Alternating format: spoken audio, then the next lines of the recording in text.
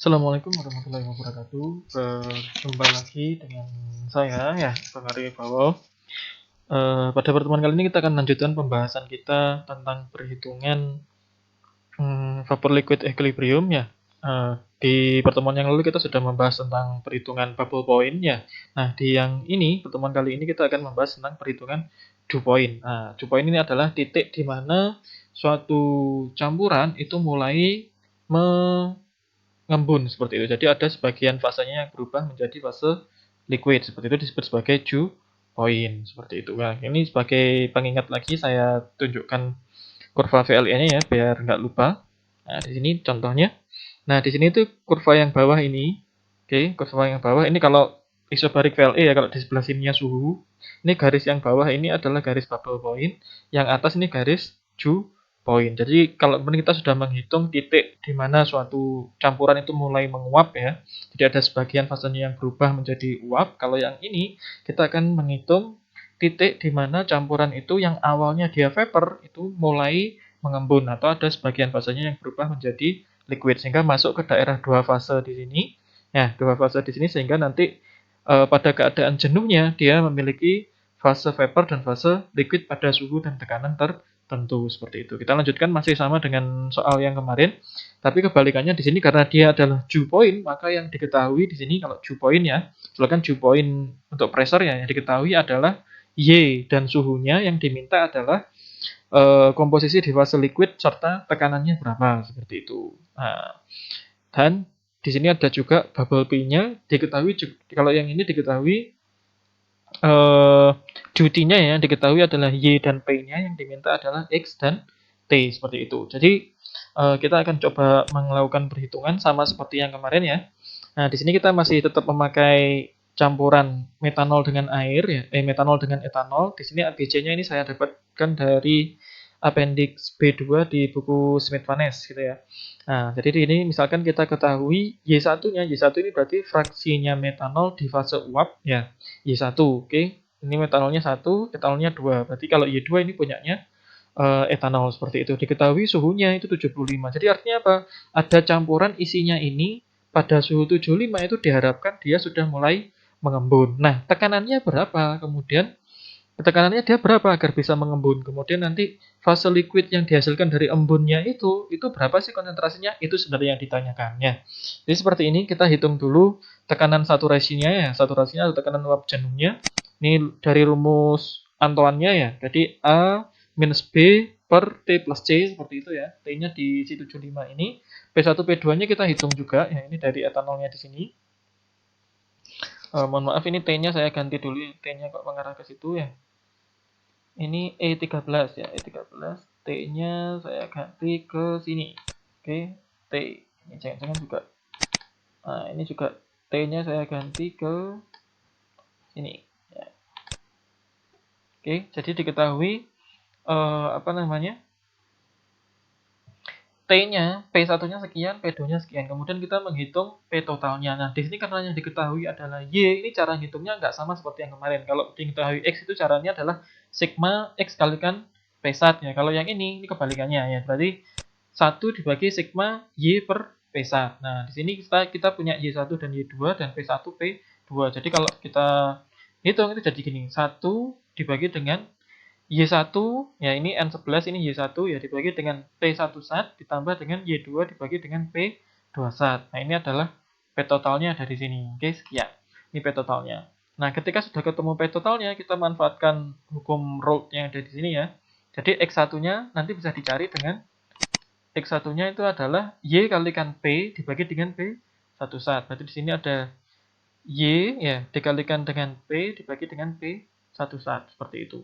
Untuk X2-nya, nah kan X1 tambah X2 kan sama dengan 1 totalnya. Berarti X2 sama dengan 1 minus X1. Ini sudah ketemu. Kalau perhitungan yang dew point pressure kayak gini, dia tidak memerlukan goal stick atau iterasi. Nah, kita geser ke yang sebelahnya. Ini perhitungan untuk duty. Jadi di sini ada fraksinya yang ada uap dengan campuran sekian, metanol sama etanol, pada tekanan 200 derajat Celcius, pada suhu berapa sih dia nanti akan mulai mengembun? Pertanyaannya seperti itu. Ya, dan liquid yang dihasilkan nanti konsentrasinya berapa. Kalau ini yang tadi ditanyakan adalah tekanan berapa, yang ini ditanyakan adalah suhu berapa dia mulai mengembun. Oke. Nah, ini sama juga Mas Yan. Di sini karena yang ditanyakan adalah judi, ini sama kayak bubble tea ya. Berarti kita nanti akan melakukan trial menggunakan gold atau solver seperti itu. Oke. Nah, di sini kita hitung dulu ini T-nya ditebak sembarang ya. T-nya ditebak angka sembarang. Misalkan di sini saya tebak 67 gitu ya. Kita tebak 67.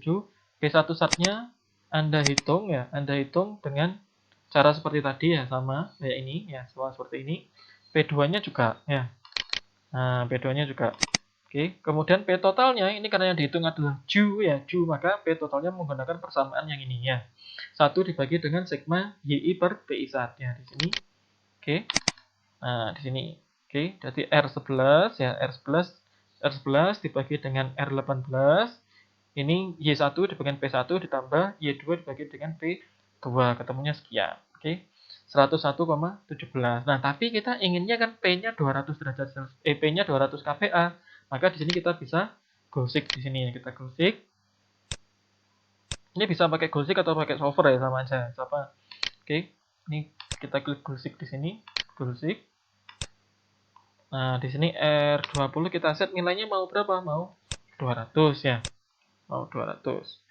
Selnya diganti yang mana? Suhunya ini kita ganti. Oke. Nah, sekian. Berarti jawabannya adalah sekian. Jadi kalau mau campuran ini ya, campuran metanol dengan fraksinya 0,87 ini mulai mengembun ya pada tekanan 200 Celcius, itu suhunya harus kita set di 85,27 seperti itu, 85,27. Nah, seperti ini. Nah, seperti nanti kalau kita bandingkan coba ya nanti dengan fraksi yang sama, misalkan di sini liquidnya saya ganti 0,87. Ya, di sini juga 0,13 ya. Nah, ini saya solver. Ini kan manteknya 200 ya. Kita bandingkan coba.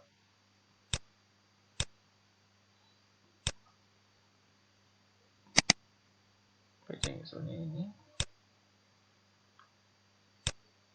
Nah, oke, ini 0,87, 0,15, ini 84,5, ini 85,27. Jadi artinya suhu Ju ya, suhu mulai mengembun itu selalu lebih tinggi daripada suhu bubble. Ini artinya apa? Kalau kita lihat di grafik ini kalau kita tarik garis lurus ya, garis lurus dari sini, garis lurus seperti ini ya. Kita tarik garis lurus sini, misalkan mulai di 0,6 ini kita tarik ke atas. Nah, ini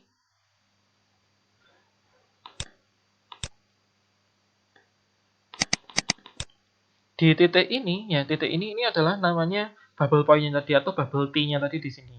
Jadi campurannya tadi dengan konsentrasi 0, berapa tadi? 0,87 ya, 0,87 saya geser ke sini 0,87 ya.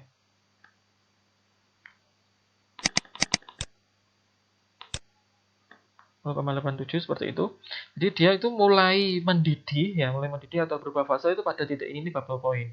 Nah, kalau ini kita panaskan terus, dia kan di daerah sini kan berubah jadi vapor nih. Nah, ini kalau kita embunkan kembali, kan konsentrasinya tetap kita embunkan kembali di sini. Nah, ini namanya titik dew point. Sehingga nanti nilainya dew point atau suhu dew dan suhunya bubble itu dew point-nya selalu lebih tinggi. Seperti itu. Ini dapat kita lihat dari hasil perhitungannya juga. Di sini kita lihat untuk bubble T-nya itu kita ketemu 84,5, dew point-nya itu 85,27. Ini dew point-nya selalu lebih tinggi. Ini berarti konsisten terhadap grafik dari VLE seperti itu ya. Nah,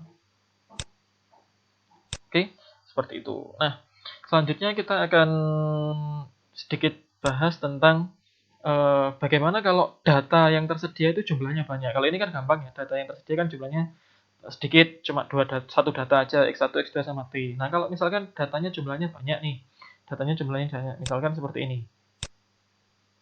Nah, misalkan seperti ini, datanya yang kita punya itu dari hasil eksperimen kita dapatkan data sebanyak ini. Ini saya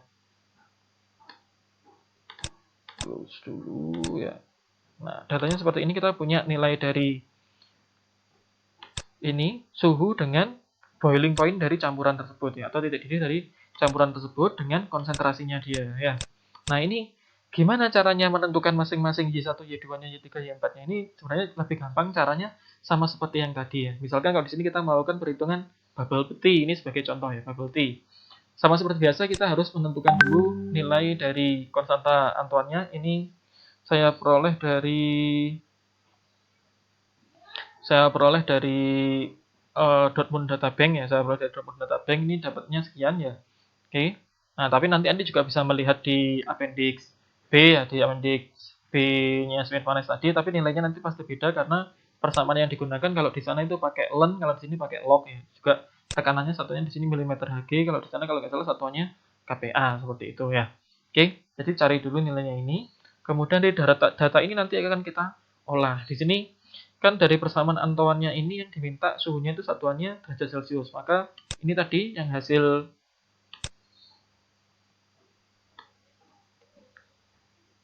ini ya.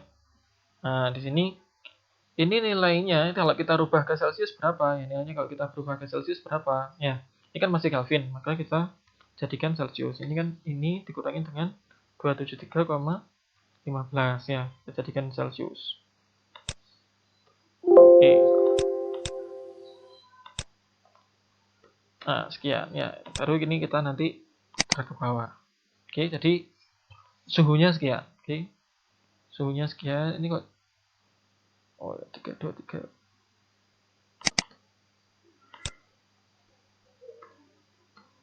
Sekian ya suhunya. Ini artinya apa? Data ini itu dia data isotermal. Jadi data eksperimen ini diambil pada tekanan konstan seperti itu, tekanan konstan. Nanti tekanannya berapa? Nah, itu yang akan kita cari seperti itu tekanannya. Jadi diketahui nilai X dan T-nya, P dan Y-nya yang ditanyakan. Berarti ini kan perhitungan isotermal nih. Nah, kemudian nanti X2-nya di sini kita cari ya. Ini kan isotermal bubble P ya, berarti yang diketahui X dan T yang diminta adalah P dan Y seperti itu. Maka X2-nya ini sama dengan 1 dikurangi X1 ya. 1 kurangi X1 di sini. 1 dikurangi X1 seperti itu. Ini kalau sudah dihitung nanti ketemunya sekian. Oke, nah ketemunya sekian. Kemudian P1 sat-nya ini kita hitung dulu ya. P1 sat di sini karena satuannya milimeter Hg ya. Milimeter Hg sedangkan saya minta pinginnya itu satuannya kPa, sebenarnya sama aja sih, kalian pingin gunakan kPa atau milimeter Hg sama saja, tinggal dikonversi. Nah, di sini saya memanfaatkan fitur konversi yang ada di Excel ya, jadi memanfaatkan convert ini. Nah, ini perhitungan aslinya tuh ini ya, perhitungan aslinya untuk menghitung tekanannya. Satuan yang diperoleh dari perhitungan yang ini itu adalah milimeter Hg. Kemudian di sini saya convert ya, buka fitur convert. Di sini ada satuan dari milimeter Hg, saya rubah ke PA ya, Pascal. Agar menjadi kPa saya bagi 1000 ya, didapatkan sekian. Nah, ini kalau kita drag ke samping, ke bawah dapatnya sekian ya. Tekanannya sekian ya. Kemudian P2-nya juga sama ya, P2-nya juga sama. Ini kita hitung dengan cara yang sama. Ketemunya sekian. Oke, nah P-nya di sini, P-nya di sini. P totalnya ingat kalau perhitungan bubble P ya. Perhitungan bubble itu yang tekanannya diketahui X, maka P total sama dengan sigma XI kalikan PI sat. Jadi di sini ada P total di sini adalah X1 P1 sat ditambah X2 P2 sat ya. Nah, ini coba dicek di sini ya. X1 kalikan P1 sat ditambah X2 kalikan P2 sat. Ini kalau misalkan kita drag ke bawah, ketemu P totalnya berapa. Nah, ini P totalnya. Jadi Anda perhatikan di sini ya, Anda perhatikan di sini.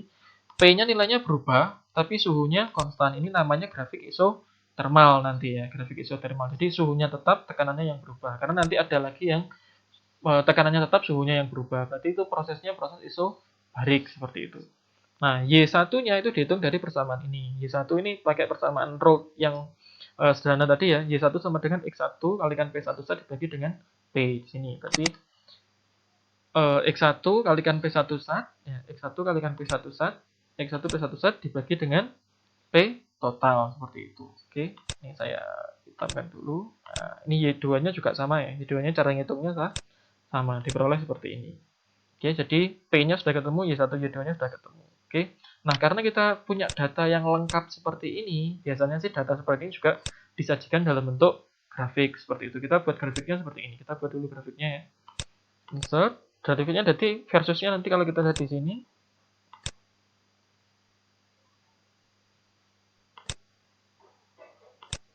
Di sini grafiknya kalau isotermal berarti nanti sumbu Y-nya itu adalah P, ini yang isotermal ya.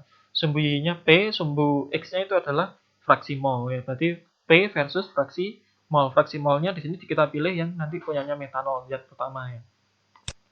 Nah, oke, di sini kita pilih dia, berarti kita tambahkan di sini. Ini ya, kita tambahkan select data ya. Select data, tambahkan datanya. Sumbu X-nya itu adalah X1 ya, karena fraksimalnya metanol X1 dan P-nya P total yang ini kita plot ya. Oke, kemudian nanti kita tambahkan lagi X-nya adalah Y, X-nya Y.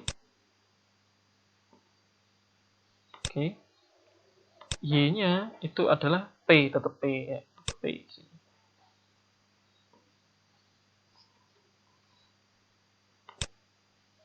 Nah, ini kita dapatkan grafiknya seperti ini. Jadi ini grafik isothermal untuk, nah ini cara kita tambahkan aksesitolnya ya di sini.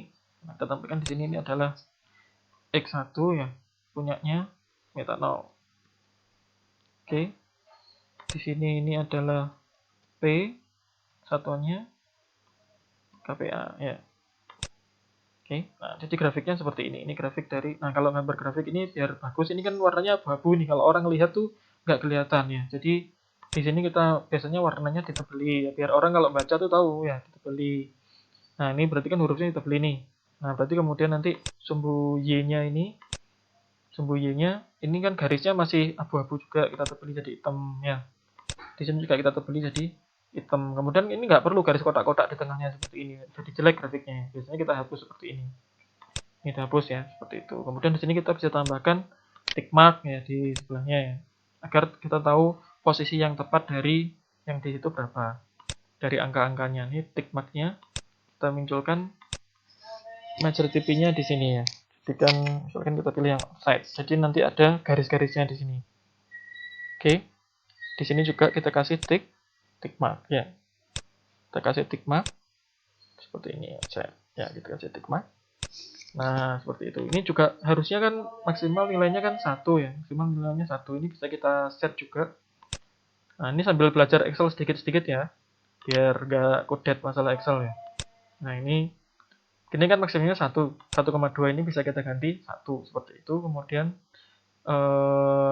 range yang kita ganti 0,1 juga bisa seperti itu ya. Oke, nah jadi banyak seperti ini ya grafiknya. Oke, nah ini grafik kurva VLE untuk metanol dengan air secara isothermal pada suhu 49,76 derajat Celcius. Grafiknya seperti ini. Oke, nah sekarang kita coba contoh hasil percobaan yang lain ya. Ini nanti yang akan kalian laksanakan di praktikum termodinamika, yaitu kalian akan menghitung bubble T pada tekanan konstan. Tekanan konstan pada tekanan lingkungan nanti kalian mungkin sekitar dapat sekitar 98 atau 99 kPa ya, karena di Malang itu nggak mungkin 1 ATM, selalu lebih kecil ya. Nah nanti kalian di sana akan kalian dapatkan hasil eksperimennya itu adalah ini. Ini saya tutupi dulu. Ya, hasil eksperimennya nanti adalah ini. P eksperimen ya. P eksperimen ini P lingkungan, sebenarnya adalah dari P lingkungan. Ya, kemudian nanti ada ini suhu titik didih dari larutannya masing-masing ya. Nah, kemudian nanti ada fraksinya yang ini akan dianalisa menggunakan spektrum seperti itu. Jadi kita namakan data ini data TXY ya. Datanya adalah data TXY ya, seperti itu, atau PXY seperti itu. Jadi kalau bubble T di sini tadi kan bubble T itu yang diketahui adalah bubble T yang diketahui adalah X dan P, yang dihitung adalah Y dan T seperti itu. Jadi nanti kalian kan mendapatkan T kalau di percobaan praktikum termodinamikanya nanti. Nah, nanti kalian akan membandingkan T hasil per eksperimen dengan T hasil perhitungan seperti itu. Jadi sementara ini T-nya saya hapus ya. Saya hapus ya. Jadi data yang kalian peroleh itu adalah data ini aja. P dengan X ya, P dengan X seperti itu. Kita diminta kalau ada campuran sekian ya, dengan tekanan sekian dia akan mendidih pada suhu berapa sih? Seperti itu. Pertanyaannya seperti itu sebenarnya ya. Nah, oke. Jadi seperti ini kita hitung nilai X2-nya dulu. Ini kita buat dulu tabel seperti ini ya. Tabel seperti ini untuk perhitungan isobarik bubble T ya. Kita buat dulu X2-nya, berarti X2-nya di sini adalah 1 minus X1 ya, 1 minus X1. Di sini 1 minus X1. Kemudian kita hitung P1 sat. Nah, karena P1 sat di persamaan ini kan butuh suhu. Suhunya kita tebak ya, suhunya kita tebak ngawur, kita tebak ngawur aja nggak apa-apa, kita tebak ngawur nggak apa-apa. Nah, nanti kita akan melakukan adjustment lagi. P1 satnya kan sekian ya. Maka P1 satnya ini sama seperti tadi, saya menghitungnya ya. Ini karena ini saya convert ke KPA ya, saya convert ke KPA kan ada eksperimennya KPA. Ini A minus B per T plus C seperti itu ya. Jadi milimeter Hg kita rubah KPA bagi 1000 biar menjadi KPA. Ini sama untuk P1 dan P2-nya ya. Oke, seperti itu. Kemudian P kalkulasinya, karena yang diketahui di sini adalah X ya. X, maka kita bisa menghitung P-nya itu sama dengan X1 P1 sat kalikan ditambah dengan X2 P2 sat seperti itu. Oke, P-nya sekian. P-nya sekian. Nah, oke. Tapi di sini kan tadi kan P1 P2 ini kan perhatikan di sini nilainya kan masih sama semua. Ini kita tebak dulu ya. Kita tebaknya ngawur aja nggak apa-apa ya. Tebak ngawur. Nanti kita lakukan adjustment lagi. Tebak ngawur. Nah, sekian. Oke, ternyata hasil P-nya ini selisihnya jauh nih sama P yang ada di sini. Oke, maka di sini kita tebak-tebak agar nilai dari P-nya ini mendekati 97,99 ya, P yang di sini. P yang di sini akan mendekati 97,99. Gimana caranya kita rubah? Misalkan kita set 90. Oh, ternyata naik ya. Kita jadikan misalkan 110 gitu ya. Oh, terlalu tinggi ternyata. Kita jadikan 100. Nah, ini sudah mendekati 97 ya. Misalkan kita jadikan 99 aja lah. Oke, jadi 99, ini 97. Mendekati kan ya? Kita jadikan 80 misalkan. Ternyata masih jauh juga. Kita jadikan 87 gitu ya. Kita jadikan 95. Atau mungkin saya tulis 96 gitu ya. Nah, ini 93, 97 ya. Ini kan masih 24, 97. Kita ganti misalkan ke 87 gitu. Ternyata masih cukup jauh juga. Jadi set 90. Masih jauh juga. Kita set ke 94. Oke, nggak apa-apa. 94 ini 97, ini 96. Di sini masih 18. Kita set lagi misalkan ini ke 90. Nah, ini nggak apa-apa, mendekati juga ya. Kita set di sini misalkan 87. Berarti kan di sini agar di sini itu P yang di sini itu nilainya hampir sama dengan ini. Oke. Nah, kita set misalkan di tadi 87 terlalu tinggi ya, ini kita set di 85. Nah, 85 oke nggak apa-apa. Di sini kita set di 80 misalkan. Terlalu tinggi kita set di 75 misalkan. 94 agak naikkan sedikit ya, 78. Oh, terlalu tinggi juga. 4. Oke, 76 aja. 97,62 mirip ya. Ini kita set di 70 misalkan. Nah, ketinggian kita set di 73. Oke, 73. Di sini kita set misalkan di 70 ya. Terlalu tinggi di 68. Oke, sekian. Nah, kemudian kita hitung selisih P-nya di sini. Selisih P-nya ini adalah kita mau nilainya positif ya, absolut dari, jadi di sini ABS ini artinya absolut ya, fitur absolut, absolut dari A10 itu punyanya eksperimen dikurangi punyanya kalkulasi ya. Di sini gini ya. Nah, ini selisihnya sekian. Kita total di sini. Oke. Ini selisihnya. Jadi masing-masing P di sini selisihnya sekian ya. Nah, kemudian di sini ini kita jumlah ya, kita jumlah semuanya pakai sum ya, sama dengan sum dalam kurung kita tinggal tarik aja sini. Oke. Ini. Nah, di sini nilainya sekian. Nah, di sini selisih P-nya itu harusnya kalau tebakan T di sini kita benar ya, selisih P-nya ini kan jumlahnya 0 ya. Jumlahnya 0. Kalau dijumlah tetapnya harusnya jumlahnya juga tetap 0 seperti itu. Nah, di sini kita manfaatkan fitur solver ya, di situ fitur solver di sini. Karena parameter yang akan kita solver kita kan mau nilainya T ini kita ganti semua agar nilai P sat-nya yang di sini, agar nilai P totalnya di sini nilainya sama dengan 97,99 atau mendekati kan ya. Nah, seperti itu. Jadi kita solver itu biasanya ada di data di sebelah sini. Kalau teman-teman sudah mengeluarkan, kalau belum sama seperti saya ini masih kosong solvernya, ini bisa dikeluarkan dari sini, file, option, kemudian ada add-ins di sini, Anda pilih Excel add-ins ya. Nah, di sini solver. Saya matikan dulu solver saya. Nah, ini baru saya keluarkan setelah ini. File, kemudian option, kemudian add-in di sini. Saya masukkan solver. Saya munculkan di sini. Nah, di sini nanti muncul solver ya kan ya. Nah, solver cara menggunakannya seperti ini, solver. Oke, solver.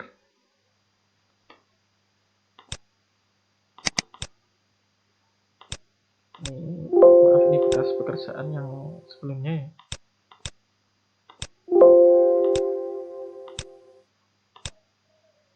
Oke.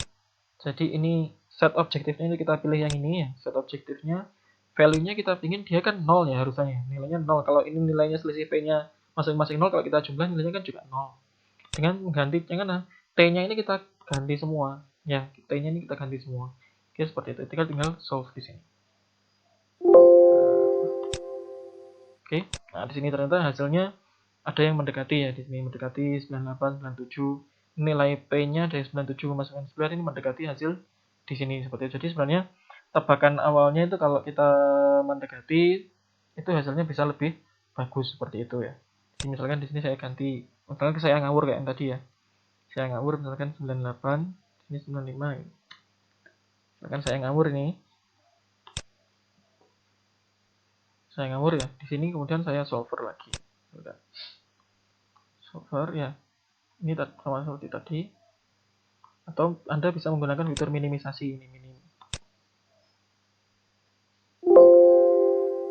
Nah, seperti itu. Ini juga bisa seperti ini loh hasilnya jadi lebih bagus ya. Jadi di solver ini ada parameter bagaimana Anda menginginkan solver itu bekerja. Apakah nilainya menjadi 0 atau nilainya seminimum mungkin atau nilainya dimaksimumkan. Tadi kalau value-nya 0 ternyata hasilnya kan masih banyak yang P-nya kan belum sesuai ya. Ini kalau saya set ganti ke minimum, hasilnya bisa lebih bagus seperti itu.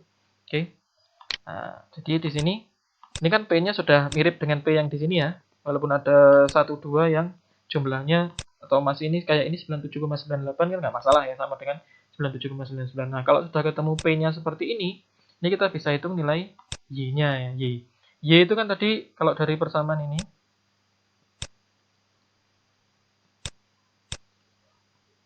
ya, Y di sini berarti Y di sini itu kan sama dengan ya Y-nya X1 ya.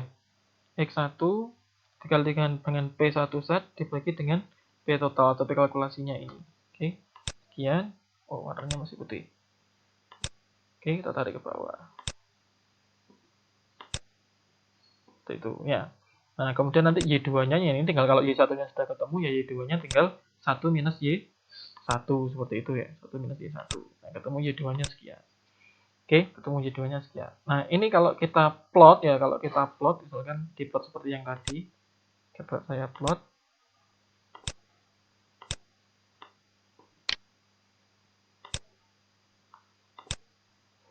Saya plot di sini. X-nya berarti kan X-nya X1 ya. Nah, ini karena isobarik berarti yang diplot nanti sumbu Y-nya itu adalah T ya, T-nya ini. Ya, T-nya di sini. Oke. X-nya berarti yang satunya adalah Y. Berarti yang diplot itu XY versus T ya, seperti itu. T.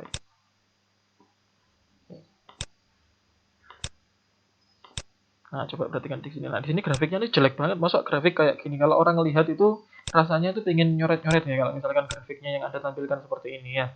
Nah, biar jelas gimana, ini skalanya harus diatur dulu ya. Diatur dulu, format teksnya kita atur. Misalkan di sini tadi tekan suhu paling rendah kan 68, kita set misalkan ke 60 gitu ya. Ke 60 misalkan. Tadi kan 120 terlalu tinggi.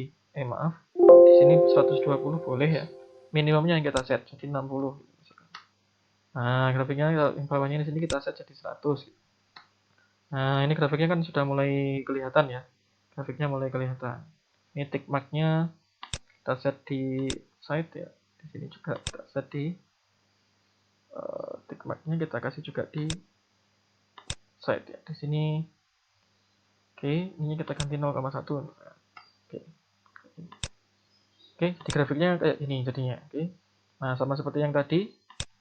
Ini kan grafiknya orang melihat itu nggak jelas ya. Nah, di sini belum ada garisnya, ini bisa Anda tambah garis di sini. Oke, shape outline-nya ini. Misalkan saya pinginnya titik-titik ya, garisnya titik-titik kayak ini ya. Titik-titik, sini juga titik-titik, saya bisa tambahkan di sini. Nah, di sini. Oke, grafiknya seperti ini ya. Jadi, nah, terus kita tambahin lagi identitas sumbu X-nya apa, Y-nya apa ya. X-nya di sini misalkan X1, Y1 miliknya MEOH ya. Yang minta 0. Di sini adalah suhu satuannya Celcius ya. Nah, kayak gini. Ini tapi warnanya kan masih abu-abu ya, orang lihat tuh nggak jelas ya. Nah, ini hurufnya saya ganti huruf warna hitam dulu ya. Di sini sumbu X-nya, sumbu Y-nya warnanya ganti hitam dulu biar orang lihat jelas ya. Itu. Jadi bikin grafik, bikin yang bagus, yang orang mudah untuk membaca. Jadi jangan hanya sekedar membuat grafik seperti itu ya. Nah, di sini jadi ini kurva dari VLE isobarik untuk metanol dengan air pada tekanan 97,99. Tapi kalau kita bandingkan di sini kan tadi dari ujung ke ujung ya. Artinya dari apa? Dari 0 sampai 1. Padahal kalau yang ini belum dari ujung sampai ujung, ini putus di sini ya. Nah, berarti perlu kita tambahkan data komponen murni di sini. Komponen murni itu artinya komponen miliknya si metanol murni dengan etanol murni. Di sini ada 99,79 ya. Di sini suhunya saya nggak tahu ya. Di sini tapi X1-nya berarti di sini 0. Artinya apa? Metanolnya nggak ada. Nah, suhunya kita hitung pakai yang ini. Ya, pakai yang ini suhunya. Oke, berarti nanti sama dengan ya. Sama dengan ini P-nya saya convert dulu ya. Tapi kan P-nya di sini kan 99,17 satunya kPa. Ini saya rubah menjadi P dalam milimeter Hg ya. P-nya berapa? Ini sama dengan 1 milimeter 1 atm atau 101,3 itu kan 760 milimeter Hg. Berarti kalau saya punya 99,79 berarti 99,79 dibagi dengan 101,3 kalikan 760 milimeter Hg ya. Ini ya. Oke, berarti tekanannya itu adalah 748,6731. Oke. Nah, di sini kita berarti sama dengan ini satunya sudah milimeter Hg, kita bisa pakai yang ini ya. B ya, B dibagi dengan ini saya tanda kurung di depannya. B dibagi dengan A minus log P-nya dalam satuan milimeter Hg tadi ya. Ini milimeter Hg. Oke. Dikurangi dengan C ya. C sekian. Oke. Jreng ya. Nah, berarti dia suhu didihnya si siapa namanya? Metanol murni pada tekanan 99,79 itu adalah 63,61 ya. Salah. Ini kok metanol, harusnya pakai yang air ya karena X1-nya kan 0. Berarti di sini harusnya pakai punyanya air. Ini saya draganya ini kalau diisi punyanya metanol sudah benar ya di sini. Ini metanol murni ya di sini. Ini artinya kalau satu di sini ini metanol murni. Ini 99 biar kita nggak hitung dua kali ya. Ini di sini. Nah, di sini berarti punyanya si siapa tadi? Si air murni. Berarti sama dengan air murni itu yang di sini. B minus dalam kurung A minus log P ya. Log P sini. Log P dikurangi dengan C. Kurangi dengan C. Ya. Tinggi banget.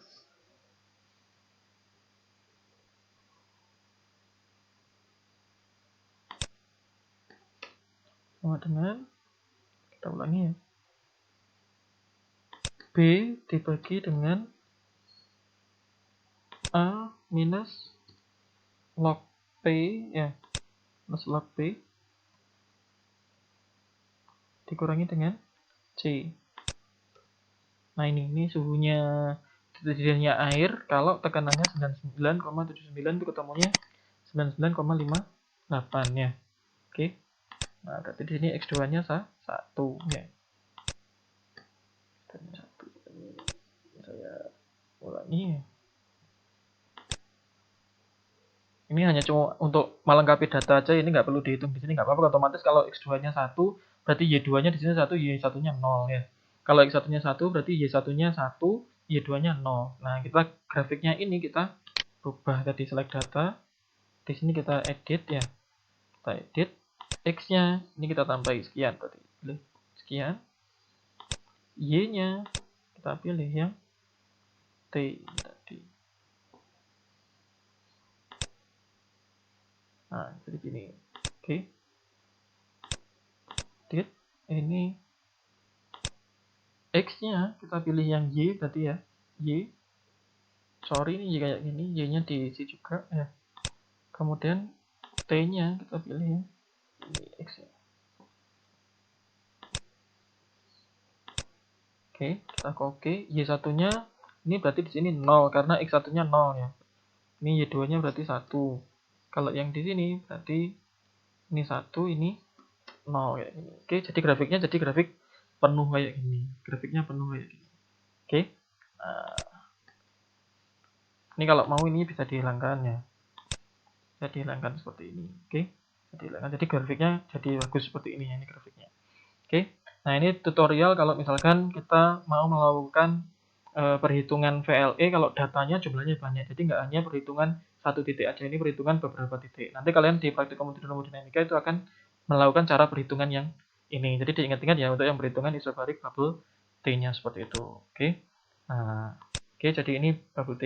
Oke, mungkin cukup sekian tutorial kita. Nah, nanti akan lanjutkan lagi untuk pembahasan di penyimpangan hukum Rolle yang disertai dengan aplikasi dari data VLE ini kalau diterapkan pada proses industri itu seperti apa sih ya. Jadi nanti ada perhitungan flash calculation atau perhitungan di tangki flash seperti itu. Mungkin cukup sekian dulu. Assalamualaikum warahmatullahi wabarakatuh.